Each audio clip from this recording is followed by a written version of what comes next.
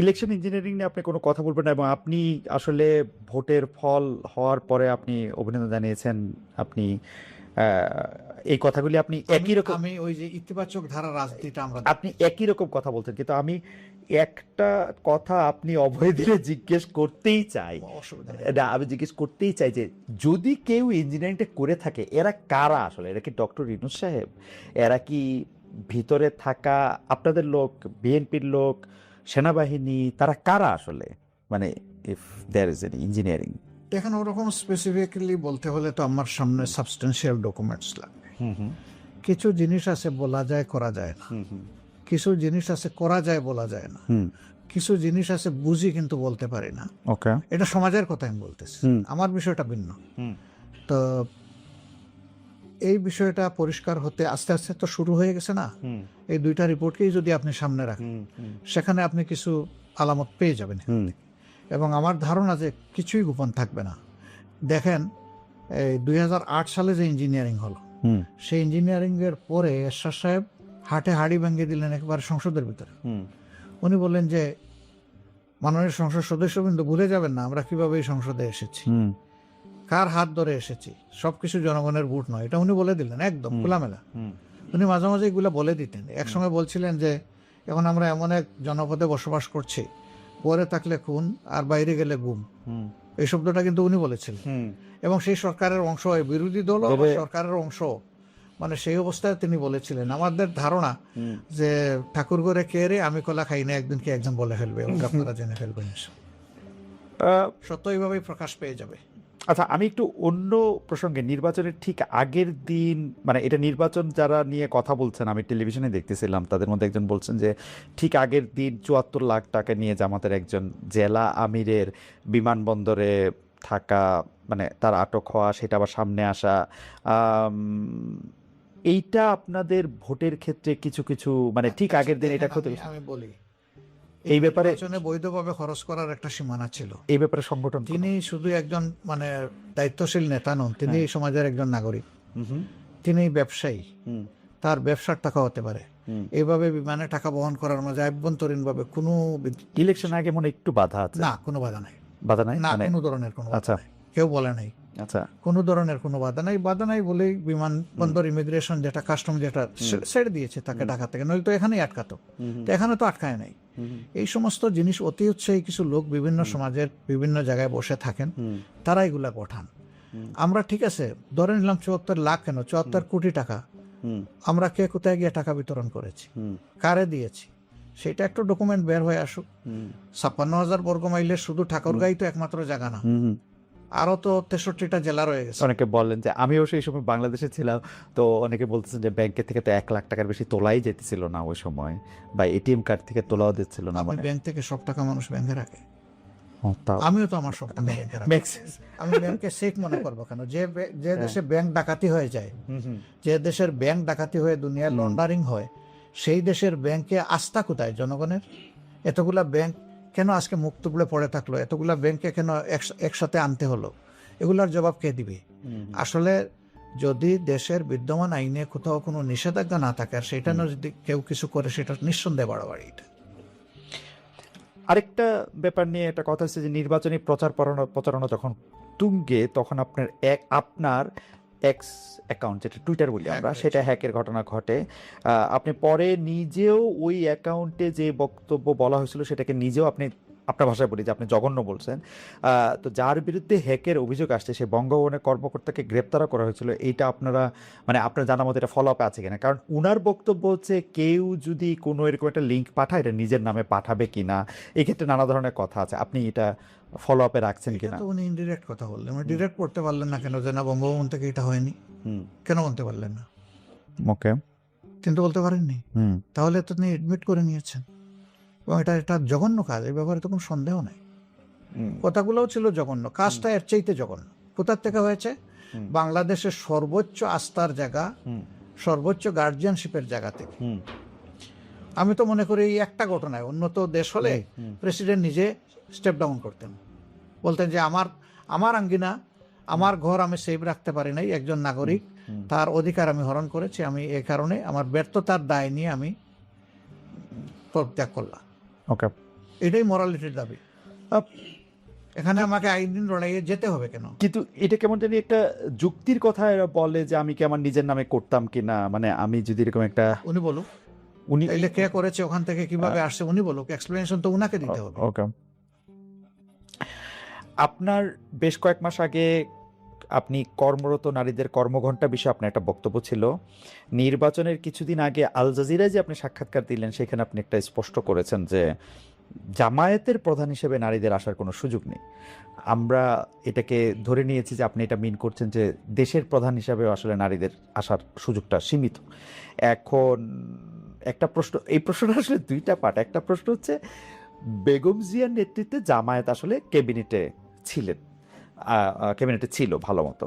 আরেকটা প্রশ্ন হচ্ছে যে আমি করতে করতে দেখতেছিলাম যে ফাতেমা জিন্নাহ যখন 1964 সালে আইয়ুব খানের বিরুদ্ধে লড়ছিলেন তখন আশরাফ আলী থানভীর নেতৃত্বে একাধিক আলেম এই মত পোষণ করছিলেন যেহেতু কোরআনে রানী বিলকিসের কথা আছে এবং তার মুসলমান হওয়ার পরও তার বাদশাহী যাওয়ার কথা নাই সেখানে পড়ে, আমিও যতটুকু বুঝছি উনার কথা আমি যতটুকু বুঝছি যে আসলে মানে রাষ্ট্রপ্রধান বা সরকার প্রধান হওয়ার ক্ষেত্রে নারীদের বাধা নাই। দুইটা আসপেক্টে যদি আপনি বলেন, একটা পলিটিক্যাল আসপেক্ট, একটা থিওলজিক্যাল রানী আসপেক্ট। বিলকিসের কথা বলি, জি। উনি সাবার রানী ছিলেন। জি, সেবা রানী, জি। সাবার রানী জি। ছিলেন। ওনাকে মূলত কল করেছিলেন সুলেমান বাদশাহ সুলেমান, সুলেমান। জি। তো উনি তার দরবারে আসলেন, আসার পরে রাজপ্রাসাদে দাওয়াত গ্রহণ করলেন, গেলেন।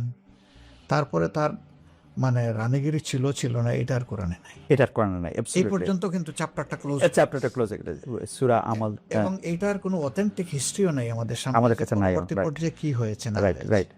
সুতরাং সেটাকে আমরা রেফারেন্স আকারে এখানে নিতে পারছি না। ওকে। আর তিনি ছিলেন মূলত অগ্নিপূজক। তো এটা তো বিশ্বে অনেক জায়গায় সেটা ছিল তখনকার আমলে, পরবর্তী যুগেও ছিল। যেমন এখনকার ইরান, তাদের অবস্থাটা ওই রকম দাচের একটা বিষয় ছিল।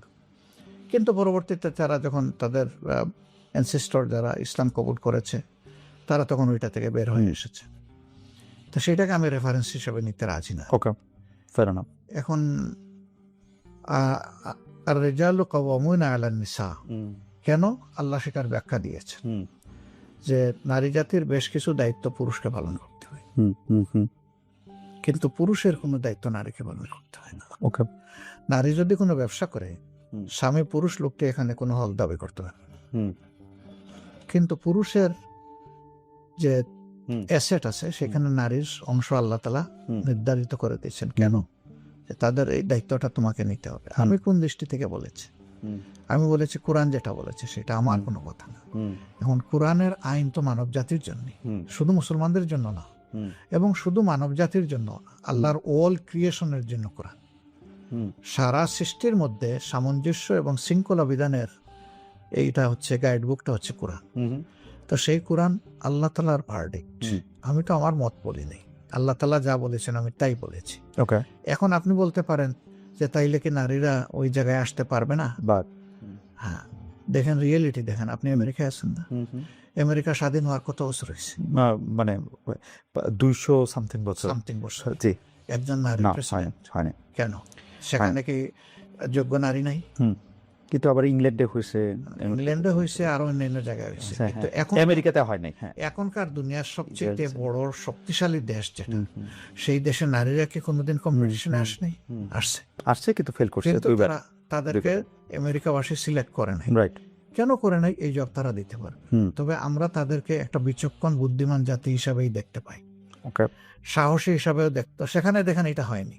তো যুক্তিতে আপনি গেলে কি দেখবেন? একজন মা যখন চাইল্ড বেয়ারিং হবে তখন কি একজন সুস্থ সক্ষম পুরুষের মতো তিনি সব ফিজিক্যাল অ্যাক্টিভিটি করতে পারবেন? পারবেন না। যদি তিনি পারতেন তাইলে ম্যাটারনিটি লিভের দরকার হতো। ম্যাটারনিটি লিভটা দেওয়া হয় কি জন্য? এটা তার ডিউ, এটা তার হক, এটা তার অধিকার। তার অধিকার, এটা কোনো তার প্রতি কোনো প্রিভিলেজ না, ব্লেসিং না, এটা তার পাওনা। তো এই জায়গা থেকে আমরা মাদেরকে আল্লাহ রাসূল সাল্লাল্লাহু আলাইহি ওয়াসাল্লামের জমানায় সর্বোচ্চ যতটুকু সম্মান দিয়েছেন তা আমরা দেওয়া।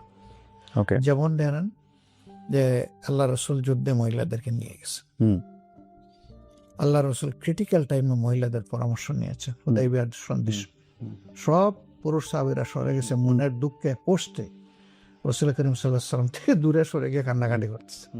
সেই সময় তিনি যাকে সঙ্গিনীর সাথে নিয়ে গেছেন, গিয়ে জিজ্ঞেস করছেন তুমি কি বলো? বলছে আপনি কি আপনার সঙ্গীদের উপর আস্থা হারিয়ে ফেলেছেন আল্লাহ রসুল, কোনো কারণ নাই। আপনি যা করার জন্য তাদেরকে বলছেন আপনি আগে সেটা শুরু করে দেন, দেখবেন সবগুলো আপনাকে ফলো করবে, এবং এক্স্যাক্টলি তাই হয়েছে।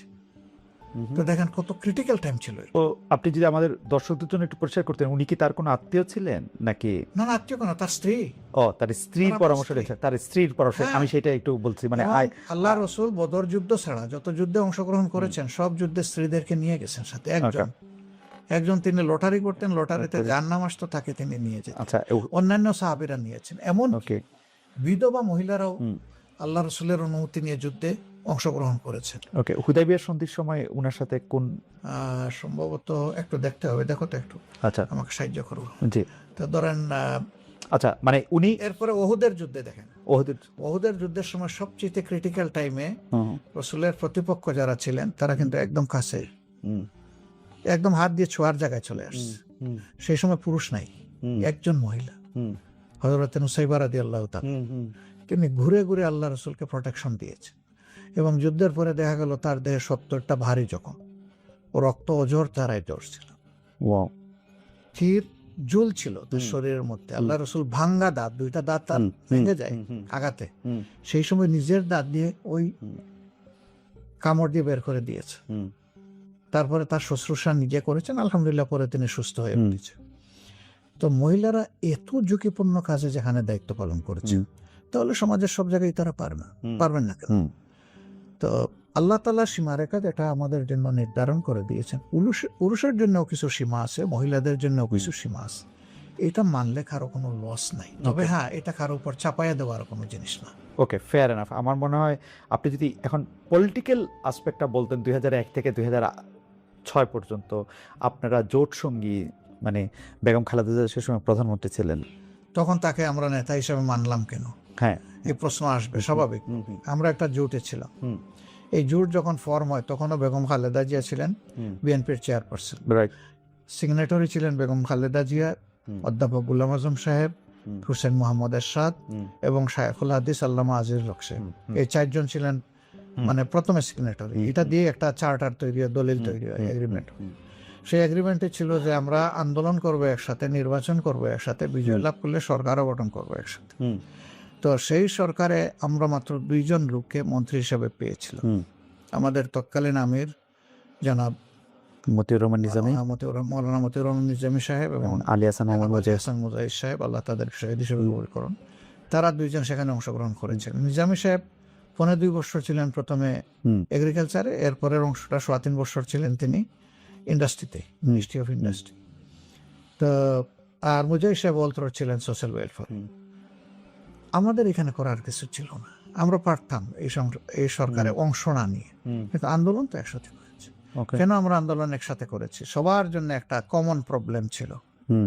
তখনও শেখ হাসিনার সরকারটা কিন্তু এবার যে শেপ নিল সেই শেপে চলে গেছিল। তো ওইটা থেকে দেশকে বের করে আনার জন্য সবাই ঐক্যবদ্ধ হয়েছে। কজ কমন হওয়ার কারণে ডিভাইডেড শক্তি নিয়ে না করে আমরা ইউনাইটেড শক্তি নিয়ে এই কাজটা করেছি।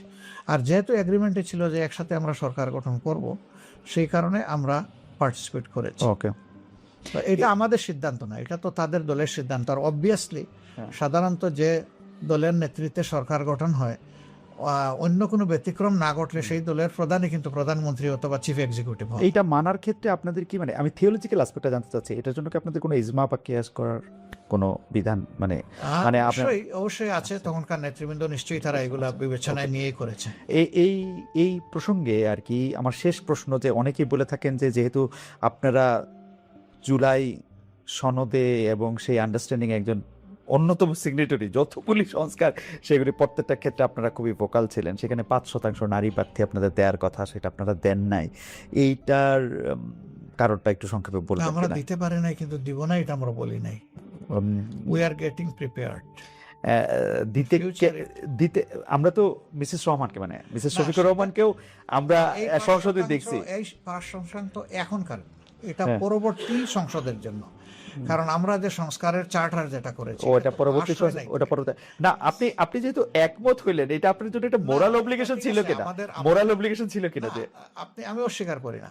তো দেখেন আমাদের জোট থেকে কিন্তু আমরা আবার এলাও করেছি। আচ্ছা, আমরা নিজেরা দেইনি, কিন্তু জোট থেকে এলাও করেছি। আমরা দেইনি বলে দিব না এটা বলি নাই কোথাও। আমরা বলেছি উই আর প্রিপেয়ারিং।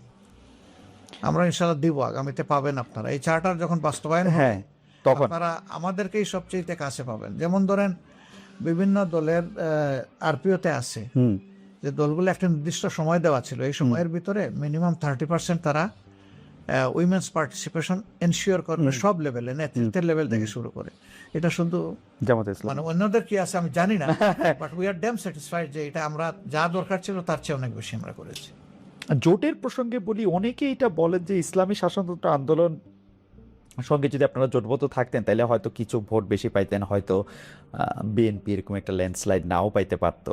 আপনি কি এটা মনে করেন যে শেষ মুহূর্তে? আমরা মনে করি ভোট আমরা পেয়েছি, হ্যাঁ। কিন্তু আমাদের ভোটগুলো আমাদের বাক্সে অন্য দিক থেকে ডাইভার্ট হয়ে গেছে।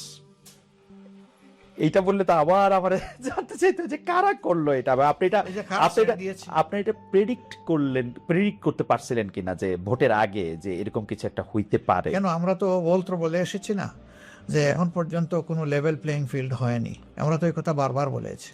আপনি কি ইভেন লন্ডন বৈঠকের পরেও কিন্তু আমরা ডিপ কনসার্ন এক্সপ্রেস। আপনারা কি ডক্টর ইউনূস সরকারকে অবশ্যই আমরা সব না, আমরা ওনাকে দায়ী করছি না, আচ্ছা। কিন্তু ওই লন্ডন বৈঠকে গিয়ে যখন মানে 4 দিন আগে দেওয়া নির্বাচনের ডেট উনি পাল্টায় ফেললেন, কারোর সাথে কোনো কনসালটেশন ছাড়া, অন্য কোনো স্টেক হোল্ডারের সাথে কোনো মত বিনিময় করলেন না।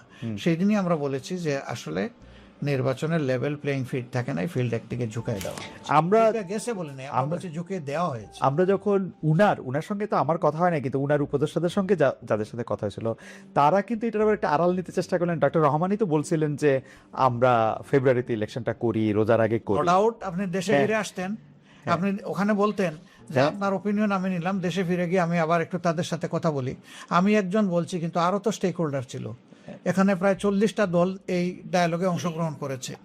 আমি কিন্তু এরকম শুনছি যে ডক্টর ইউনূস জনাব তারেক রহমানকে বলছেন যে দেখেন আপনি ডিসেম্বরে ইলেকশন দাবি করতেছেন, কিন্তু আসলে জামায়াতে ইসলামী, আমি শুনছি এটা, বিকজ এটা তো আর তাদের মধ্যে প্রিভিলেজ কমিউনিকেশন। কেউ আমাদেরকে বলেন নাই, হ্যাঁ, এটা এরকম কেউ বলেন না। আচ্ছা, তার উপদেষ্টাদের মধ্যে একজন দায়ী করেছে, তখন ওই এক্সপ্লেনেশন ওনারা দেন। আচ্ছা, আমারে একজন উপদেষ্টা কিন্তু নাম প্রকাশের অনুচ্ছুক, উনি আমার এই এক্সপ্লেনেশন দিছে যে ওটা উনি ওনাকে বলছেন যে যেহেতু এটা ওনার মধ্যে আছে। হাওয়ার আই ডোন্ট নো, আমরা উইটনেস করি নাই, আমরা বলতে পারবো না। আচ্ছা, ঠিক আছে। ইসলামী শাসনতন্ত্র আন্দোলনের কথাটা যে আমি যেটা বলতেছিলাম এটা একটু শেষ করি। নাম হইলো ইসলামী আন্দোলন বাংলাদেশ। ইসলামী আন্দোলন এক সময় ওই নাম ছিল। আচ্ছা, ইসলামী আন্দোলন বাংলাদেশ, সরি। আমি আসলে ইসলামী আন্দোলন বাংলাদেশ দেখতেছি, কিন্তু মানে এখানে পড়তেছি ইসলামী আন্দোলন বাংলাদেশ, মুখে বলতেছি হচ্ছে ইসলামী শাসনতন্ত্র আন্দোলন। হ্যাঁ হ্যাঁ, আমি যেটা বলতে চাইতেছিলাম যে আপনি কিন্তু একটা জায়গায় এটা আপনাকে খুব সুন্দর করে আপনি বলছিলেনও যে সব এক বাক্সে ভোট আসুক ইসলামী দলগুলোর। তো আমার প্রশ্ন এখানে দুইটা, আসলে এটা আসলে সম্ভব হইল না কেন? এক, দুই হচ্ছে আমরা কিন্তু হেফাজতে ইসলামের মুরব্বী যিনি জনাব বাবুনগরী, উনাকে দেখলাম যে উনি খুব শক্ত ভাষায় আপনাদের সমালোচনা করতেছেন। এইটা আপনি আসলে কিভাবে দেখছেন? দুই হচ্ছে প্র্যাকটিক্যালি কি ইসলামের অনেকগুলি জিনিস তো আছে সাবজেক্ট টু ইন্টারপ্রিটেশন। আমি নিজেও একটু পড়তে বা দেখতে চেষ্টা করি, পারি পড়বো না এরকম, কিন্তু অনেক কিছু আছে সাবজেক্ট টু ইন্টারপ্রিটেশন। তো ওইটাকে আসলে এক বাক্সে আনা সম্ভব বা একরকম করে এটা চিন্তা করা সম্ভব? দেখেন, মানুষ যখন ভালো কিছু চিন্তা করে তখন তার সামনে একটা টার্গেট থাকে, যেমন ওই জায়গাটায় পৌঁছতে চায়, কিন্তু সবসময় মানুষ 100% কিন্তু অ্যাচিভ করতে পারে না। এটা জাতীয় জীবনে একটা বড় ধরনের পদক্ষেপ বলতে পারে না। বাকি দলগুলা কিন্তু আমাদের সাথে ছিল, তারা আমাদেরকে ছেড়ে দেন। যারা গিয়েছেন তাদের সাথে কি কারণে গিয়েছেন তারা একটা ব্যাখ্যা দিয়েছেন, আমরা কিন্তু ব্যাখ্যা দেইনি। আমরা কেন দেইনি জানেন? আমরা চাই যে না, যেটুকু ঐক্যের পরিবেশ সৃষ্টি হয়েছিল এটা আমাদের দ্বারা যেন ধ্বংস না হয়, বরঞ্চ এই জায়গাটা ঠিক থাকুক। ওনারা বললেন, আমরা আর একটা কাউন্টার বললাম, তাইলে তো দূরত্বটা আরো বাড়। বরঞ্চ দেখেন আমরা কি করেছি, ওনাদের সিট নিয়ে কথাবার্তা ছিল, স্যাটিসফাইড হয়তো ওনারা হতে পারেন নাই, এর কারণে ওনারা সরে গেছেন, চলে গেছে।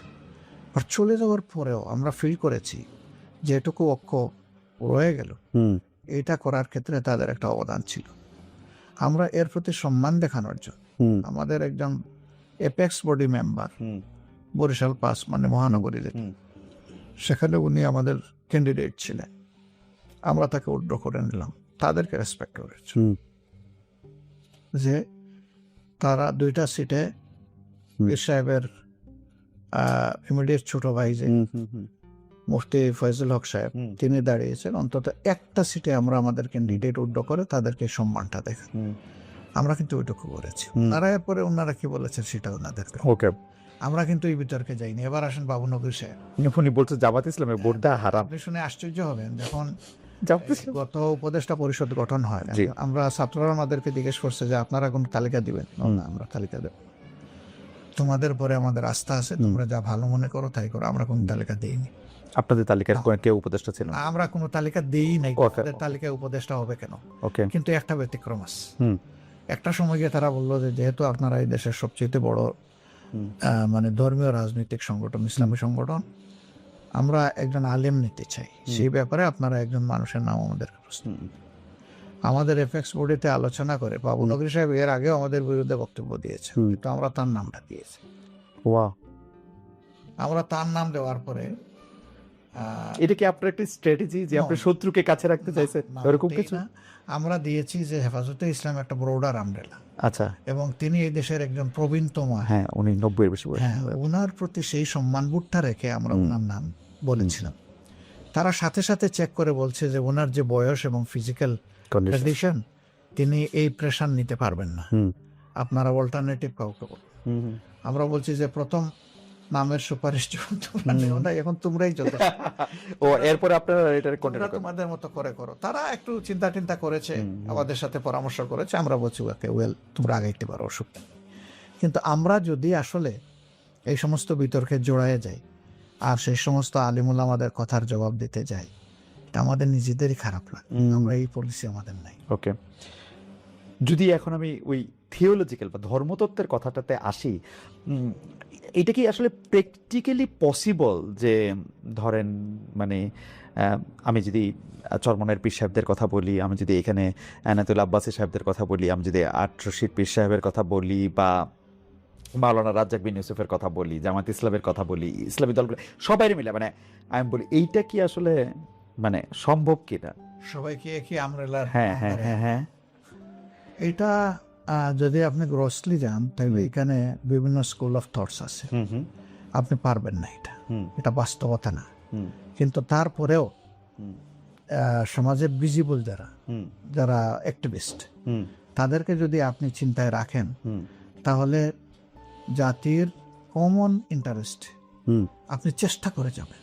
আচ্ছা, আপনার চেষ্টাটা যদি 70% সাকসেসফুল হয়, আপনি ধরে নেবেন আপনি সাকসেসফুল। ওকে, আপনাকে চেষ্টা করতে হবে, চেষ্টা না করে বসে থাকাটা এটা কোনোভাবে মেনে নেওয়া যায় না। আর দেখেন, আসলে ইসলামপন্থীরা যুগে যুগে কিন্তু খুব সম্মান পাননি এই দেশে, না, এই স্বাধীন বাংলাদেশে তারা কিন্তু সম্মান পান। আপনি দেখেন কোনো আমলেই তাদেরকে সম্মানের জায়গায় কেউ হ্যান্ডেল করে নাই। আপনি যদি হেফাজতের অর্গানাইজ হওয়ার ব্যাপারটাই ধরেন, তাদের উপরে যেটা হয়েছে এটা তো ইতিহাসের একটা ভয়াবহ চ্যাপ্টার দিয়েছে।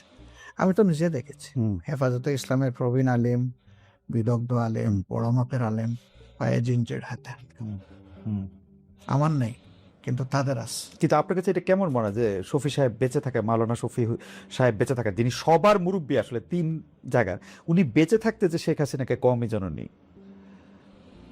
উনি বলেন নাই, মৌলানা রুহুল আমিন সাহেব বলেছিলেন।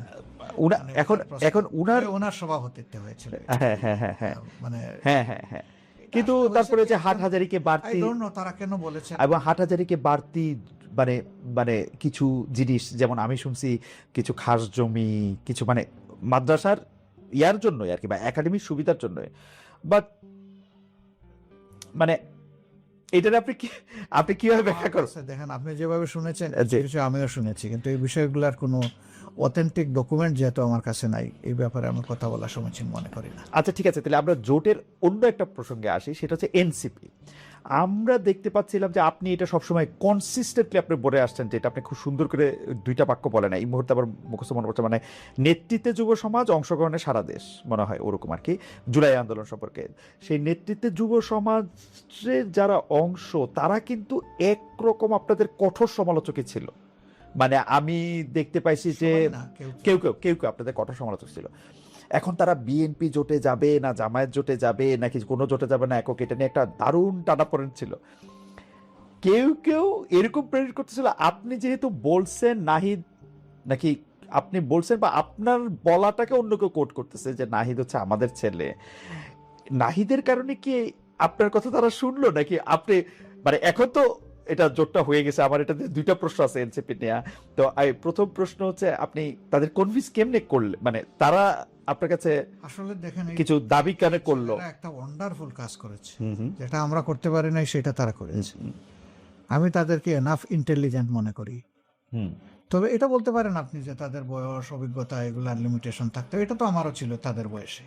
এটা না, কিন্তু আমার মাঝখানে একটা প্রশ্ন মানুষ আছে। করতে করতে আপনারা যখন আন্দোলন করতেছেন, 17 বছর ধরে মারা যাচ্ছেন, যখন এখানে গুম হচ্ছে, খুন হচ্ছে, বাজে ইলেকশন হচ্ছে, তখন তো তার আন্দোলনটাতে, আপনাদের আন্দোলনটাতে তারা অংশগ্রহণ করে নাই। তারা একটা সরকারি চাকরি, আমি কথার কথা বলতেছি, মানে ওনারা রাগ না করাটাই উচিত, কিন্তু আপনাদের যে আত্মত্যাগ, সেই সময় তো তারা এটাতে অংশগ্রহণ করে নাই। তারা তো এই মানে পলিটিক্যালি যে তারা চিন্তাশীল, এটার প্রমাণ তো আমরা পাই নাই। আসলে দেখেন এগুলা আপেক্ষিক ব্যাপার। তারা তখন কোন এনভায়রনমেন্টে ছিল না ছিল সেগুলো একটা বিষয়। এই ছেলেগুলা তখন বয়স কত ছিল, আরো ছোট ছিল। অন্য ছেলেরা ছিল আর কি, অন্য ছেলেরা ছিল। তো অন্য ছেলেরা তারাও কোটা আন্দোলন করেছে এর আগে একবার, ওইটা কোটার জন্য। আপনি কোটার জন্য, বলেছেন হ্যাঁ, যে ওইটা কোটার জন্য। পলিটিক্যাল আন্দোলন তো আপনাদের সঙ্গে শামিল হলো না, বিএনপির সাথে শামিল হলো না। সেভাবে সম্পৃক্ত হয় নাই। তো ঢাকা বিশ্ববিদ্যালয় তো সব আন্দোলনের কিন্তু সর্বকালের সঠিক, রাইট। এটা কিন্তু কেউ আমরা ইগনোর করতে পারবো না। সেই ঢাকা বিশ্ববিদ্যালয়ের অবস্থাটা কি ছিল? খুবই খুবই অপোজিশন ভয়েস সেখানে সাস্টেইন করার মতো কোনো অবস্থা ছিল না, ছিল না, টোটালি সেখানে সাপ্রেস ছিল, ছিল না। এবং সেই সাপ্রেশনের কারণে ছাত্র সমাজ একটা আতঙ্কের মধ্যে দিন কাটাতো।